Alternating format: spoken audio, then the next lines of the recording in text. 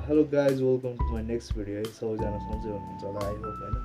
अनि आज चाहिँ म के सिकाउन जाँदैछु भन्दाखेरि होइन, देख्न सक्नुहुन्छ यहाँ बेल्ट।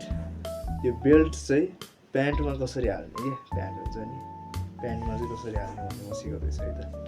यो चाहिँ प्योर युगान्डाबाट मगाएको गोराको छालाको है त, प्योर छालाको बेल्ट हो। देख्न सक्नुहुन्छ मसँग एउटा प्यान्ट पनि छ, जबर्स प्यान्ट स्लाइड नाइसवाला छ।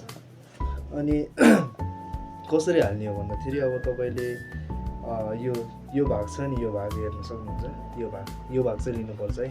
तपाईँले यताबाट लिनुभयो भने यताबाट फेरि प्यान्टको यस्तोमा छिर्दैन नि त, यो दुलोमा छिर्दैन यसरी होइन, यसमा चाहिँ छिर्दो रहेछ, अरूमा छिर्दैन। त्यही भएर हामीले यो चुच्चोपट्टि लिने। अनि यहाँ प्यान्ट देख्न सक्नुहुन्छ, प्यान्टको ट्याक्क यताबाट चाहिँ होइन है, यो हाम्रो जस्तो टाँक छ नि, टाँक हुन्छ होइन, टाँकपट्टिको भाग होइन, यतापट्टिको भागबाट चाहिँ हाल्नुपर्छ है त, बिस्तारै बिस्तारै है त, यसरी यसरी यहाँबाट यसरी हाल्नुपर्छ। फेरि यताबाट हाल्ने होइन नि, यता पछाडिबाट हाल्नु होला तपाईँहरूले, यसरी हुँदैन। यहाँबाट ट्याक्क गरेर यसरी हाल्ने है त, यसो गरेर तान्ने। अनि यो टाउको यहाँसम्म पुऱ्याउने है। यो उल्टे छ कि सुल्टे छ यो पनि हेर्नुपर्छ नि। फेरि यस्तो गरेर तपाईँहरूले उल्टै हालिदिनु होला, यसरी यसरी यसरी हाल्यो भने काम छैन। त्यही भएर यो भागले यतापट्टि पारेर स्याट हाल्नुपर्छ है त।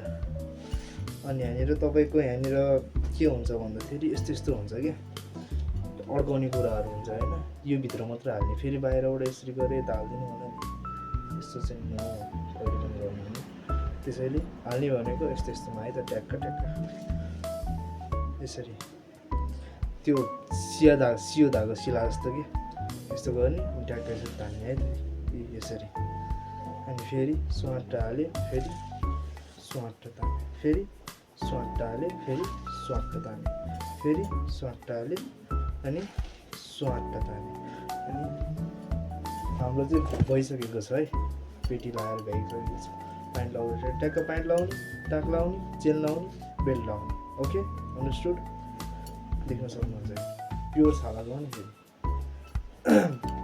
आई होप यो भिडियोले तपाईँहरूलाई केही फाइदा, केही जान्नुभयो होला, केही सिक्नुभयो होला। त्यसको लागि थ्याङ्क यू भन्नु पर्दैन है, फेरि थ्याङ्क यू चाहिँ भन्नु पर्दैन, थ्याङ्क यू भन्नु पर्दैन। अनि ठिक छ, तपाईँहरूले राम्रो सिक्नुभयो,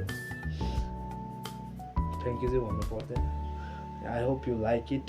अनि प्लिज कमेन्ट, लाइक, सेयर सबै गरिदिनु होला है त। All the best, by.